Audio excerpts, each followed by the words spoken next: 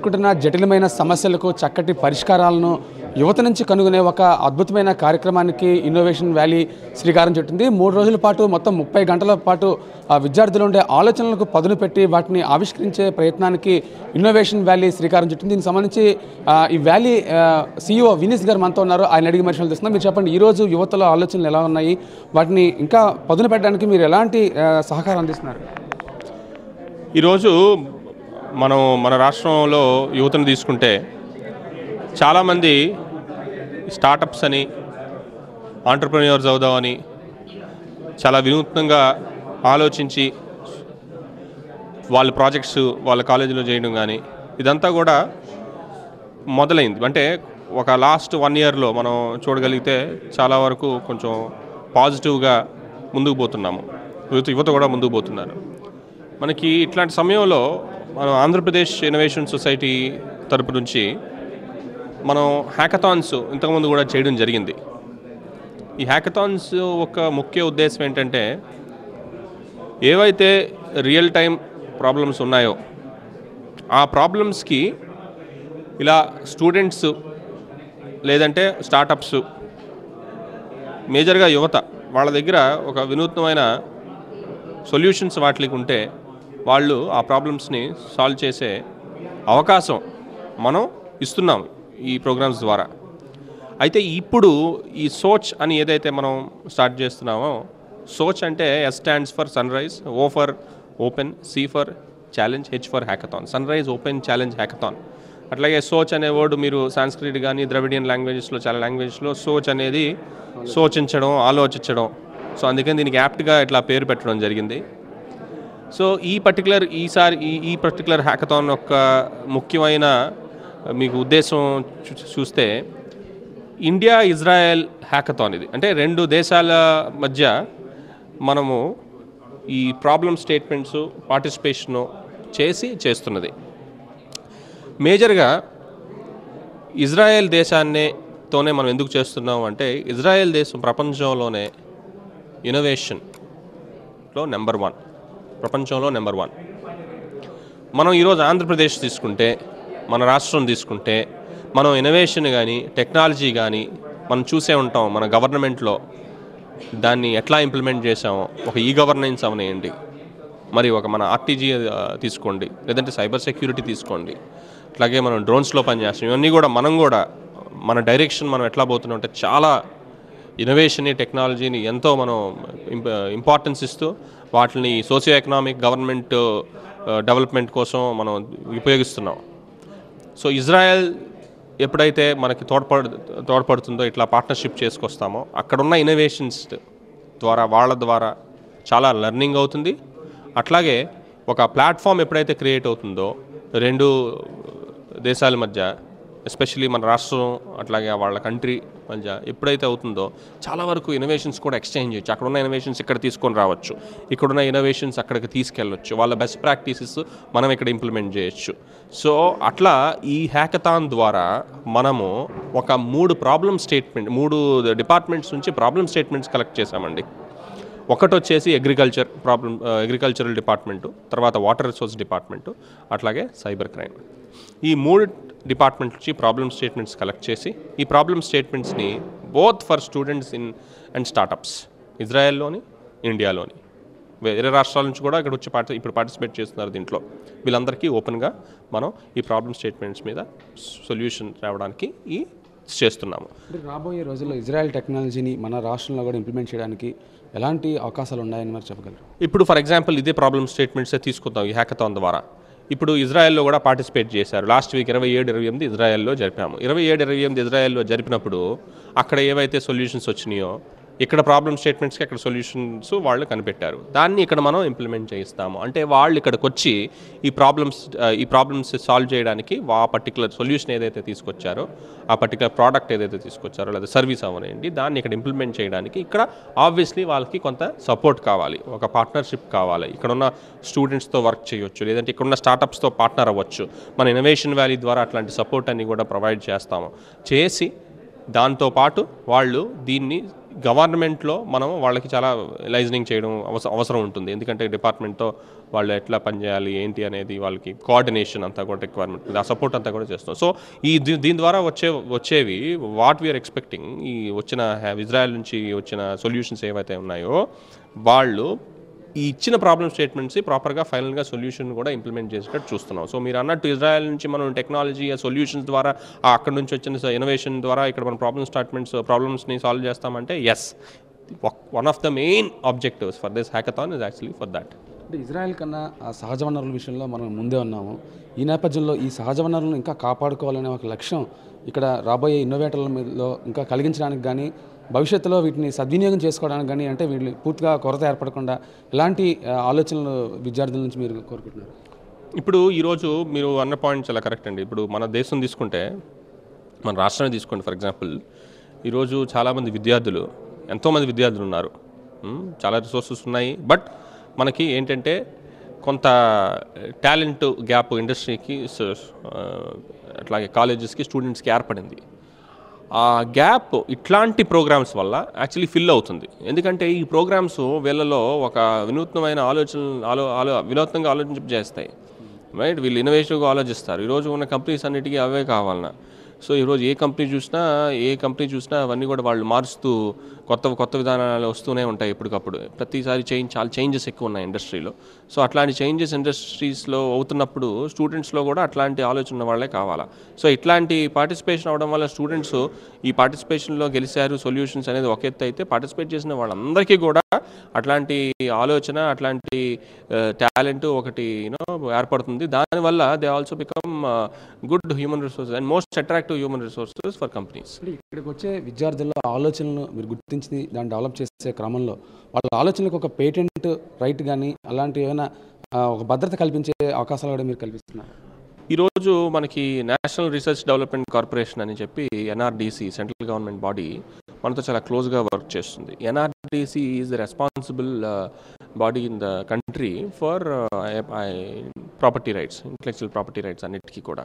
ఇక్కడ ఈరోజు మన సన్ రైజ్ టవర్స్లోనే ఇక్కడ సెకండ్ ఫ్లోర్లో, అదే ఫస్ట్ ఫ్లోర్లో వీళ్ళ ఆఫీస్ ఉంది. ఇక్కడ మనము స్టూడెంట్స్ ఏదైతే వీళ్ళు వీటి ప్రోడక్ట్స్తో సొల్యూషన్తో వస్తారో ఆ పేటెంట్స్ సపోర్ట్ అన్నీ కూడా వీళ్ళ ఆఫీస్ దగ్గరికి వెళ్తే వాళ్ళు ఎట్ నో కాస్ట్ అసలు నో కాస్ట్ మొత్తం సపోర్ట్ ఎండ్ టు ఎండ్ వాళ్ళ పేటెంట్ వచ్చే వరకు సపోర్ట్ చేస్తారు. ఆ సపోర్ట్ కూడా మనం ప్రొవైడ్ చేస్తున్నాం. ఓకే సార్, ముఖ్యంగా చెప్తున్నారు కొత్త ఆలోచనలు, కొత్త పరిష్కారాలు కనుగొనే వాళ్ళకి పూర్తి స్థాయిలో ఇక్కడ పూర్తి మద్దతు ఉంటుందని చెప్పి వారి ఆలోచనలు మరింత ముందుకు తీసుకెళ్లే ఒక లక్ష్యంతో ఈ ఇన్నోవేషన్ వ్యాలీ పనిచేస్తుందని చెప్పి వినీస్ గారు చెప్తున్నారు. Video journalist Chandraratna Murthy, TV five news, Visakhapatnam.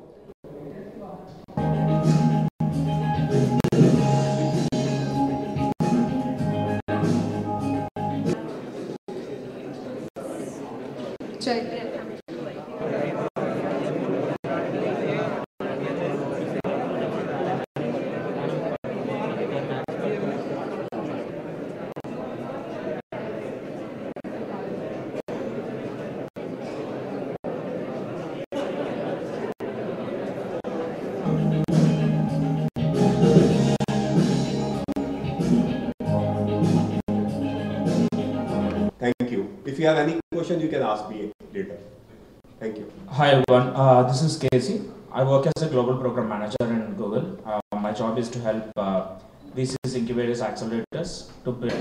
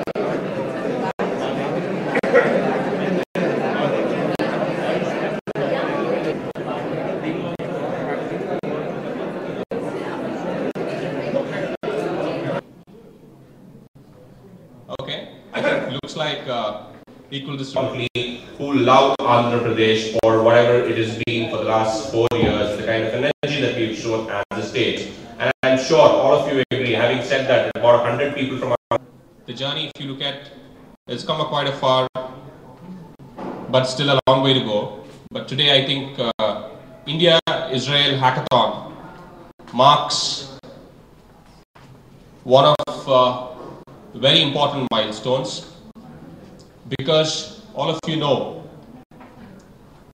it's very, very important as far as learning is concerned.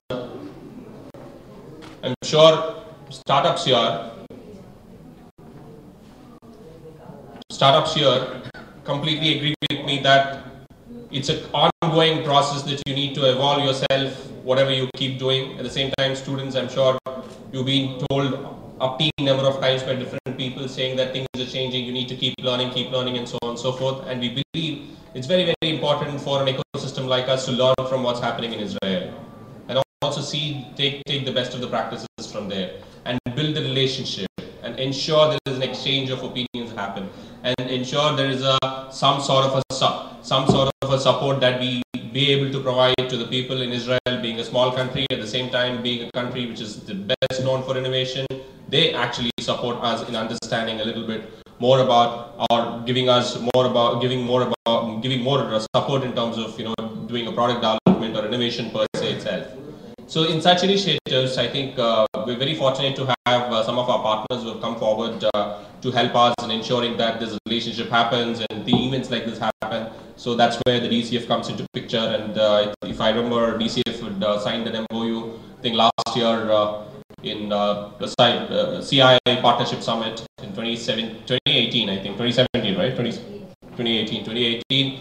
I think 2019, just less than 1 year, I think we've had a couple of engagements with DCF, and very interesting is that itself, the companies like DCF itself is very new to the ecosystem in the country, whose focus is just to help build innovation programs or help in consulting, in the space of consulting governments and so on and so forth, for building entrepreneurial ecosystem and innovation. So having said that, it is very important for a government organization like us to have as much as support possible from the ecosystem, as much as support from the corporates, to ensure that we all come together and work as a team to build a great ecosystem in the state of AP. So giving or providing the clean water to the masses is the prime focus of any government. And I think you have a challenge. This is looking very interesting to me. I can think of, though I am not a chemical engineer or a scientist of your repute, but I think there is many solutions available if you go and read the history, right? Then coming to the second, field to fork of the agri solution.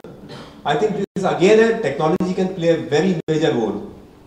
The third is the security of the fraud. I use the word fraud normally, and here AI, ML, data analytics, they can really help you out in finding the solution.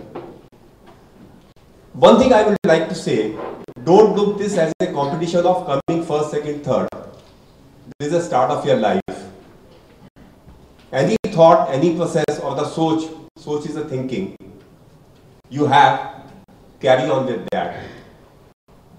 Because most of the hackathon I have seen, people won the prizes, or they come to here after 2 days or 3 days of spending time here, they forget about their project.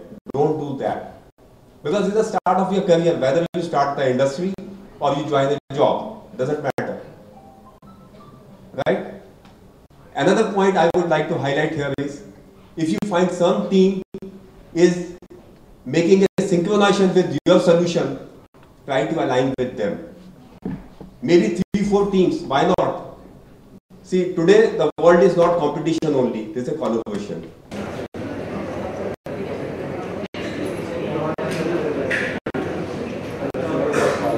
ఆ water purification అంటే ఇప్పుడు latest టెక్నాలజీతో వాటర్లోకి contents plastic ఏం కలకుండా మేము ఒక nets use చేసి stop చేసి ఎన్విరాన్మెంట్ని కాపాడుతాం సార్.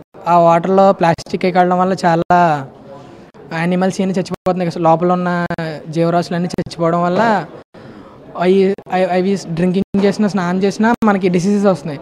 ఆ డిసీజెస్ అన్నీ ఆపడానికి మేము తీసుకున్న ఫస్ట్ మూవ్ ఇది.